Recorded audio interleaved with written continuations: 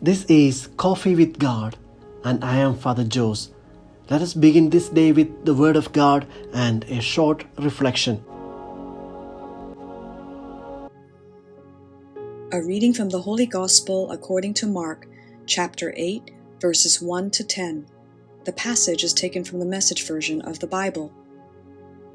At about the same time, he again found himself with a hungry crowd on his hands.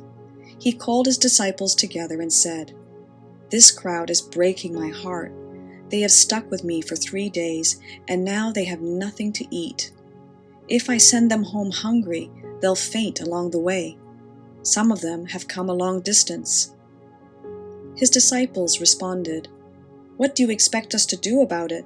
Buy food out there in the desert?" He asked, "How much bread do you have?" 7 loaves, they said. So Jesus told the crowd to sit down on the ground. After giving thanks, he took the 7 bread loaves, broke them into pieces, and gave them to his disciples so they could hand them out to the crowd. They also had a few fish. He pronounced a blessing over the fish and told his disciples to hand them out as well. The crowd ate its fill. 7 sacks of leftovers were collected. There were well over 4,000 at the meal. Then he sent them home. He himself went straight to the boat with his disciples and set out for Dalmanutha. The Gospel of the Lord. Reflections on the Gospel according to St. Mark, chapter 8, verses 1 to 10. To a present-day reader of the Gospel, the behavior of those 4,000 people would seem absurd. They simply decided to come far away from their homes to follow a preacher, disregarding their needs even for food. The Gospel insists that the listeners of the Word of God chose to remain close to Christ, and he was moved with pity, and he sought a remedy for their hunger. The Gospel gives us a vital lesson for life.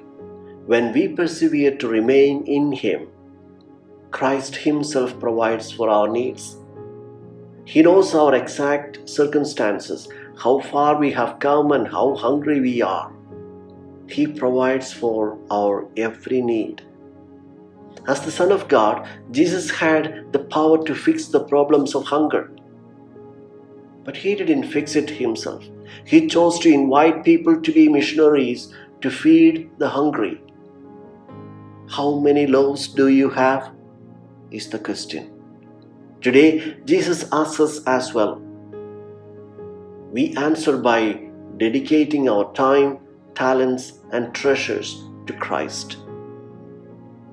In the Apostolic Exhortation, Christus Vivit, number 174, Pope Francis appeals to the youth of the world. Please do not leave it to others to be protagonists of change. You are the ones who hold the future. Jesus was not a bystander. He got involved. Don't stand aloof, but immerse yourself in the reality of life as Jesus did. Above all, in one way or another, fight for the common good, serve the poor, be protagonists of the revolution of charity and service, capable of resisting the pathologies of consumerism and superficial individualism, wrote Pope Francis. People who have dedicated themselves to caring for the hungry and homeless have always found what they needed at their doorstep.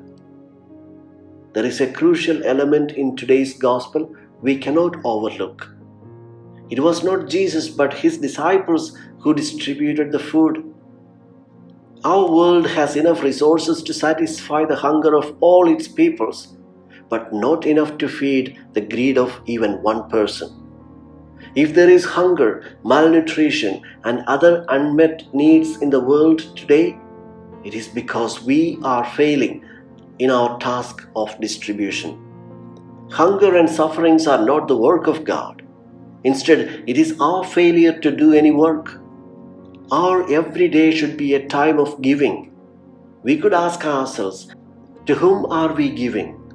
Can we widen our circle of people to whom we reach out with gifts that mean life or death for the receivers or the beneficiaries who will never know who their benefactors are and who will not be able to give anything back? This is Jesus' way of giving, so quietly that the left hand does not know what the right hand is doing.